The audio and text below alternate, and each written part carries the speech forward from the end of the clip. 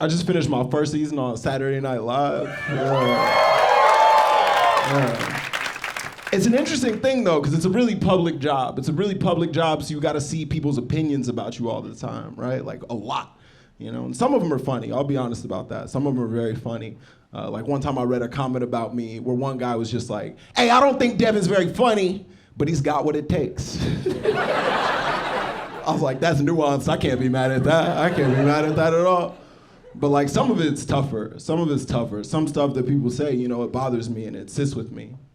Some stuff it's like it's hard to deal with. I'm sorry. I'm gonna be vulnerable with you guys for a second. People won't stop saying I look like Pete Davidson.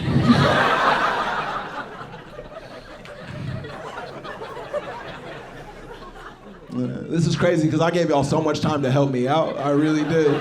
I came to you as a man and said I'm drowning. You guys said I don't care about that. That's what you guys said. That's crazy. I gave you so much time. One of y'all could have been like, "Hey man, you don't look like that." That's what you could have said. You could have said, "You don't look like that," but y'all didn't do that. You know what y'all did? Y'all just sat there considering it. That's what you did. A lot of y'all turned to the person next to you and said, "He kind of do look like that." You know, it's not the right thing to do. That's not who I want to look like. Stop agreeing with that. You know, I remember the first time I met him. I met Pete, and you know, he's a nice guy. I like him. But I remember the first time I met him, we were at the same party, and I said what's up to him, and like, you know, that was the first thing I said. I said what's up. I dapped him up. That's what I said out loud. But in the back of my mind, I was like, well, nobody looks like this. That's the first person to look like that in recorded history for sure. You know, sometimes God only make one. That's the one. There's not a second one. That's it. You know what I'm saying? The other day I was like doing this joke and one lady was just like, "Hey, but do you get bitches like him?" I was like, first off, don't speak at my shows, lady. Second off, no, I don't. I'm still trying to figure it out. We got the same job. I got no excuse. It's tough. I grew up in Texas. You guys ever been? Woo! Yeah. Is anybody from there? Woo! Yeah, where are you from? Dallas. Oof, worst part. Not gonna lie, that's the worst part. But you ever miss it? No? No. I've been in New York for 5 years, and there's things that I miss. Like, the older I get, you know, the more I experience. You know, like, we don't really got good Mexican food here. You know, they don't have that in New York. It's just not really a thing. The barbecue's not really popping here. I miss that. And it's just like, I don't know. The more I think about it, like, the last time I was home and I, like, realized, like, damn, like, I really miss Republicans. I do. I really like we don't got Republicans here, you know? like Republicans, like you know what I'm saying, like Republic, like Earle, you know what I'm saying, like Republicans, like for real, you know what I'm saying, like the kind of man who got like a real hard cap bend, like that. Do you know what I'm talking about? That real hard cap bend, like the type of cap bend you can imagine a certain type of man doing when he finds out who the new Little Mermaid is. Do you know what I'm talking about? It's just like, why she got them braids, and he's just frustrated.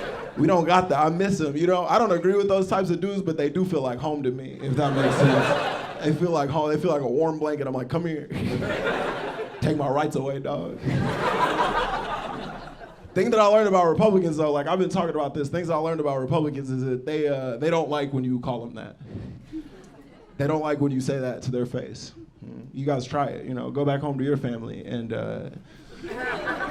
try to go back to like a Republican and try to call them that. You'd be like, "Hey, you're a Republican, right?" They'd be like, "Ugh." They'd be like, "Hey man, actually, that's our word." You know, like we can say it to each other, but like you can't really say it back to us. You know? And they hate when you put the hard R on it. You know what I'm saying? Republican, they'd be like, "Ugh." It's a joke about the N-word, if you guys didn't get it. I'm tired of talking about the N-word. I don't really like talking about it. Who can say it, who can't. I don't really think it's like an interesting piece of conversation. You know, honestly, like I think black people should be able to get something from it.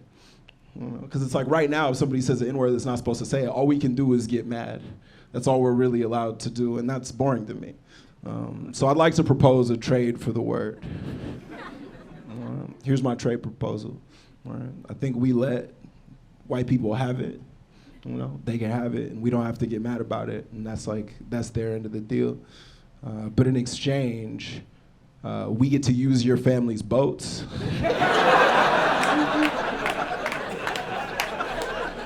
You know what I'm saying? Because it feels like we're very landlocked as a people, you know what I'm talking about? I'm trying to bring my boys to the seas, you know what I'm talking about? I really am. I want boat access regardless of whether or not you and your family's on vacation. I really do. I want boat access for no matter what, you know what I'm saying? Like, you and your family's on vacation, guess what? Me and my niggas is also on vacation. That's my boy Darius, he gonna need a life vest.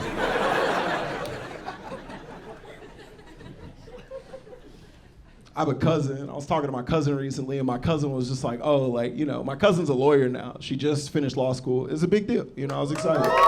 Yeah. She's the first lawyer in our family. I was really excited about it. And she told me, she was just like, yeah, like, I just finished law school, you know, I'm ready to go. I took her out to dinner.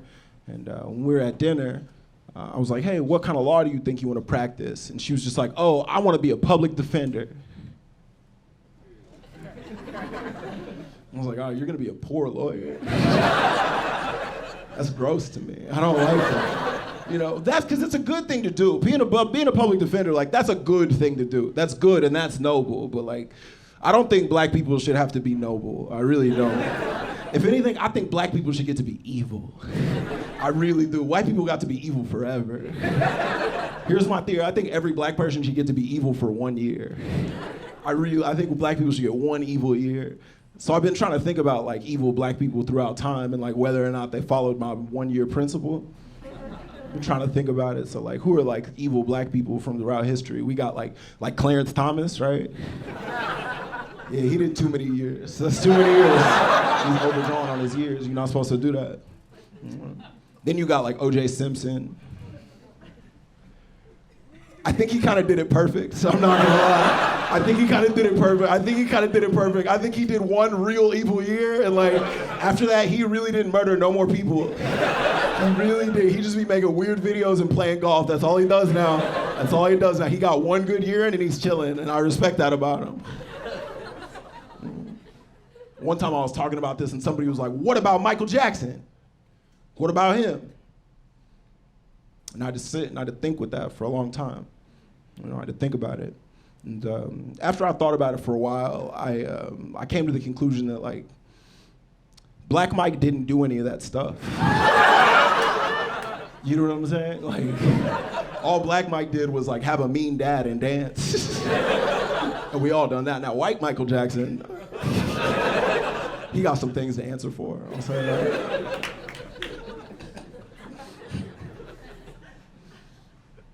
I'm trying to come up with new stuff to say when I have sex.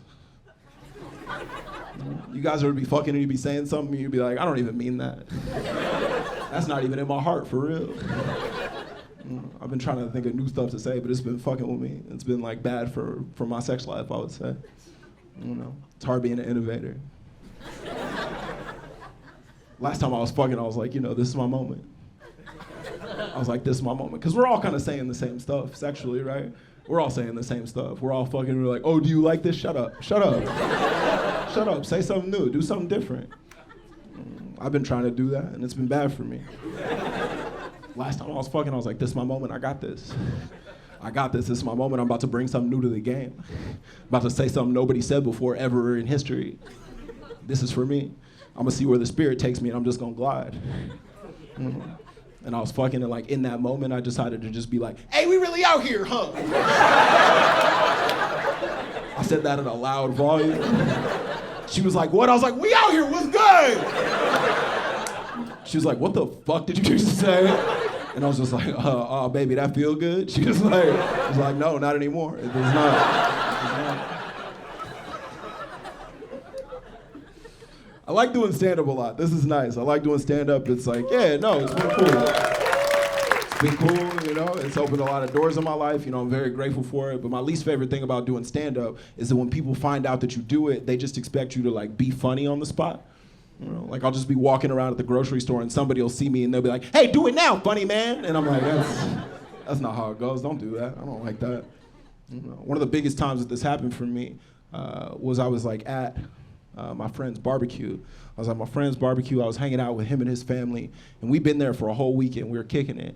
And at the end of the weekend, my homie's dad turns to me, and he goes, hey, Devon, you supposed to be a comedian, right? Oh, you a comedian? He said, hey, if you a comedian, how come you ain't made me laugh once? That's what he said to me. He didn't have to say that, but that is what he said. And I had to think about it. But the thing about my friend's dad is that he's a cop. Yeah. So I wanted to be like, yeah, dog, maybe I didn't make you laugh, but I also made it through this weekend alive. Yeah. So it kind of sounded like we both off duty to me, huh? You guys, my name is Devon Walker. I appreciate it.